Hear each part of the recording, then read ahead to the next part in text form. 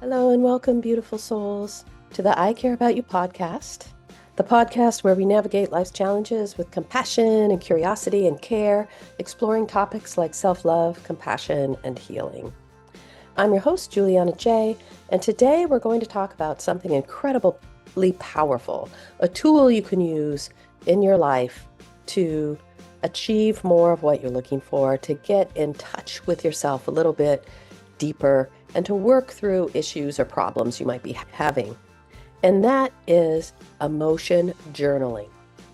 Now, journaling is an incredible tool for self-exploration, healing, emotional processing, gratitude, dreams, goals, manifestation. So there's so many different applications for journaling, but today we're going to focus specifically on emotion journaling, a practice where you write down your feelings and work through life's challenges by framing them in the context of your emotions. And journaling just isn't about writing. Some people find drawing is a better way to express their emotions, especially when you feel overwhelmed with all the emotions that can hit you, depending on what's happening. If you're feeling frustration, sadness, anger, sometimes sketching can help you get those feelings out before you even have the words to describe them. Personally, there have been many times when I was too overwhelmed to write, but putting my emotions into a visual form really helped me to process them before I could even articulate them or identify them. Oftentimes, those drawings might even look like a scribble where you tear the paper, or a beautiful flower, or a heart, or it can take many different forms. You don't have to be an artist to have a visual journal too. You can also cut and paste images into whatever framework you're using, whether digital or physical. Before we dive deeper into emotional journaling, specifically, let's talk about journaling in general. Journaling has been scientifically proven to reduce stress, improve your mood, boost your mental health. It allows you to connect with yourself on a deeper level, to uncover emotions you didn't even realize you were carrying. Sometimes I start writing about one thing and suddenly all of the other emotions and beliefs bubble up. Journaling is like having a conversation with your inner self, your subconscious to your conscious mind, coming together to reveal deeper insights about yourself. For a lot of us, there's a lot of uncertainty out there. I've heard from so many people in the last few weeks about their insecurities around jobs, housing, food. People are being laid off. A lot of cutbacks are happening that are just fast and furious. And people are really unprepared and feeling like they are stuck in this place of very uncomfortable change very quickly, and they're unsure how to process it. And I want to tell you that emotion journaling can be really helpful during this time of change and upheaval if you're having that in your life. Being able to journal about how you feel in the most rawest and uncensored way, and whatever is happening, whatever this change is bringing, how it affects you, and go deeper with it. Not only how does it affect you and what are your emotions, but why are those emotions coming up? Are the emotions stemming from other insecurities you've had in your life, bringing up other things subconsciously when you felt insecure or blindsided by a big change, or just felt like you had no control over what was happening to you? Is it possible to reframe the current story for yourself so it's more manageable, so you're more able to deal with it and find some mindfulness of, in this moment, I am safe, I am secure, I am okay. To find some type of awareness about it that you might not have otherwise if you were just fuming about it and ranting about it. Although journaling is kind of a rant to yourself, sometimes it's really helpful because when ranting to yourself, you don't have to be censored at all. And anything can come up. And sometimes just throwing it out there on the page can give you some relief that you're looking for. If you can just let it go, you've put it all out there, you're exhausted from it, and you can just kind of let it go for a minute or two. So you might want to think about doing something like that if you're going through change that is sudden, unexpected, and extremely worrisome. Journaling also helps in the workplace. If you're feeling unheard, undervalued, or frustrated, writing it all out can prevent knee-jerk reactions and help you strategize how to communicate effectively. Believe it or not, journaling can even lower your blood pressure, reduce negative thoughts, and enhance your emotional intelligence. It allows you to process emotions, recognize patterns, and gain clarity on your experiences. If you've ever felt distant from your emotions or had partners tell you that you're emotionally closed off, journaling can be a safe way to explore and understand your feelings and to maybe work a little bit on what that emotional distance actually is or where it's coming from. The power of emotional intelligence is really important. Understanding emotions isn't just about recognizing that you're sad or you're angry or happy. Emotional intelligence is about self-awareness, developing a vocabulary for your emotions and understanding the body sensations that come along with them, like that pit in your stomach when you're anxious or the warmth of joy in your chest. Societal and cultural influences shape how we process emotions. For many of us, stoicism is encouraged as kids, and we have internalized this idea that emotion should be hidden, never expressed, are a weakness. They are valuable signals that help us navigate life and relationships. But yet, we're sometimes guided as children to not show them. Don't cry, don't be upset. Don't show them you're upset. Developing emotional intelligence not only proves your personal well-being, but also enhances communication in the workplace, deepens connections in relationships, and helps you better support others. Now, I need to say a little bit something. I am sick, so my voice might be a little bit gravelly, but also it's freezing here. So I'm on the couch with a blanket on and a heater on, and I've got these on, these things on my hands to keep my hands warm. I'm really just struggling with it being so cold today. So bear with me if you're watching this and there's a little bit of wobbliness like this because my computer is actually on my lap right now. Anyway, back to it. Let's talk about some tips for emotion journaling. Now that we've established how powerful journaling can be, let's talk about how to do it effectively. Here's a few things that will really help you when you start emotion journaling, especially if you're a little bit unsure about it or worried about it. One, find a private and comfortable space. You want to feel free to express yourself without judgment or fear or someone reading over your shoulder. And you want it to be comfortable so that you can concentrate on writing and not on your comfort level. Two, it's important when you first start journaling, for me anyway, to set a time limit. Journaling should be helpful, but not overwhelming. So when you're starting out, aim for like 5, 10 minutes or so, and don't spiral into overanalyzing or dwelling on what you're writing. Just get it out there on the page or on the computer, wherever it is that you're doing that, and know that it's a manageable amount of time that you're writing, and you can increase that as you get more comfortable journaling. Another tip is to remember to write uncensored. Don't filter yourself, even if what you write feels messy or uncomfortable, let it out. This is how feelings are. Sometimes they are messy, sometimes they are intertwined with biases we've learned, internal biases that we have in the world, and it gives us an opportunity to really work with those and decide if they're serving us, and we could think something differently if not. Four, choose a format that works for you. Some people prefer pen and paper, others are digital and apps. Some people do voice recordings and drawings, like I said. Five, create a habit. It doesn't have to be daily. Start small, maybe twice a week for 5, 10 minutes, and build up from there as you get comfortable with it. You'll find that when you've been journaling for a while, something will happen and you'll think to yourself, oh, I've got to go home and journal about this, or I got to journal about this and figure it out. Or something comes up while you're journaling and you're writing about it. It becomes a habit that really helps you process things in a way that you can't do in any other framework. Six, if you're having a hard time just free flow writing, consider using some prompts. If you're unsure what to write about, prompts like, today I feel fill in the blank because fill in the blank. Or what emotions have I been avoiding and why? Just some simple prompts like that can really help you get started. I know people that will use the same prompt every day, to see what's coming up. Today I feel like this because this happened. Another way you can express yourself journaling is to write letters to yourself.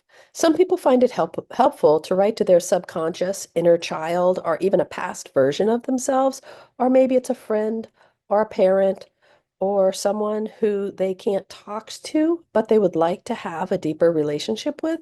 And they write the letters to that person, especially if you're processing something like something that really happened in a relationship that maybe ended and now you can't talk to that person and you have regrets or remorse or unsaid things you need to say. I'm adopted. So I went through a time in my early 20s where I wrote to my biological mother, even though I didn't know who that person was, just imagining that there was someone out there like me that felt like me about these things, because often I just felt like how I perceived the world was so foreign in comparison to how other people were perceiving the world. And so I started writing to this person, even though I didn't know them at all. And that person would understand how I was translating the world. And that was really helpful to just feel like my feelings were valid, my beliefs are valid. So you can do something like that if it's really helpful. Now, overcoming challenges when you're journaling. Just like any habit, journaling has obstacles. Some days you don't feel like doing it. You just don't. Other times you might have writer's block, or you're really dealing with something deep and you're afraid to put it down on paper. If you struggle to start, try this trick. Write exactly what's on your mind in that moment, even if it's just, I don't know what to write right now. I'm having a hard time figuring out what to say. I don't even know how I feel. And eventually the words will start flowing. Don't use your journal to self-criticize. This isn't about judging yourself, it's about self-exploration and healing. If you notice negative self-talk in your journaling, acknowledge it, but don't let it consume you. Acknowledge it in the way that you could say, wow, I notice I'm berating myself a lot in my journal. This is negative self-talk. What could I say? Instead of saying, you're so stupid, why didn't you know that? Why don't you reframe that into, I was doing the best I could in the moment, and I want to believe the best in people. So when that person double-crossed me, I felt a lot of sadness. But I wasn't stupid about it. I was doing the best I could with the information I had. And at the time, the information I had was that this was a friend of mine. Just kind of reframe it in a way that is more supportive and compassionate than self-deprecating. Now, journaling is all about self-discovery, especially emotion journaling. It can help you track patterns and triggers, and over time you might notice trends, like always feeling anxious after a certain event, or being more irritable when you haven't eaten. Recognizing these patterns helps you gain control over your emotional responses. For example, I used to be triggered by anger. I was in an abusive relationship, and anger always meant that something dangerous was happening. If there was anger projected at me, I immediately was fight or flight about it because I was trained to think something bad's going to happen now that this person is angry. Journaling helped me unpack that fear and distinguish between healthy and harmful anger. And it helped desensitize myself from overreacting in situations where anger wasn't really a threat or even about me. Like I had no filter for the anger. Somebody could be ranting to me about something that happened to them while they were driving, and I perceived that anger as directed towards me and something scary was going to happen, rather than realizing they're not even angry at me. They're just telling me of a situation that perturbed them. So I was able to really tease out these different versions of anger and which were threatening and which were not, and also talk to myself about what could I do to calm myself, to self-calm, self-soothe when I'm presented with anger. It's still a work in progress, but it's getting much better. You can also track things like the weather, diet, daily stressors to see how they impact your emotions. Sometimes small changes, like getting more sleep or eating regularly, can make a huge difference on your emotional well-being. And as we know, weather plays a huge role in your emotional well-being. And if you're highly sensitive to weather, it might be good to notice that because maybe you can get some help in that regard, like a light box or something. I also want to point out, as we are discussing journaling, that I do run a monthly journaling journey. We just started our next 12 months of journaling, and that's over on my meetup, which I will link in the description so that you have it in case you want to join. It's a really great group We do a 10-minute writing prompt, and then we talk about the prompt or the other prompts that I have given everyone during the month, or we just talk about things that came up. It's very supportive, it's very safe. It's a really nice way to explore journaling with people who are also exploring journaling and trying to figure out more about themselves. So again, I will link that in the description. That's my meetup. You can also get through it on my website. I hope to see you there. So journaling, it's one of the most powerful tools for emotional healing and self-discovery. Whether you use it to vent, explore emotions, track patterns, manifest your dreams, it's a practice that evolves as you do. It's also something that doesn't really cost you that much, if anything at all. It's something you can do just with yourself if you're feeling like there's a lot of fear around processing these things and you're afraid to seek help in any way. But let me tell you, if you feel you need to seek help, that is your intuition, your inner voice telling you you need to get some help with this.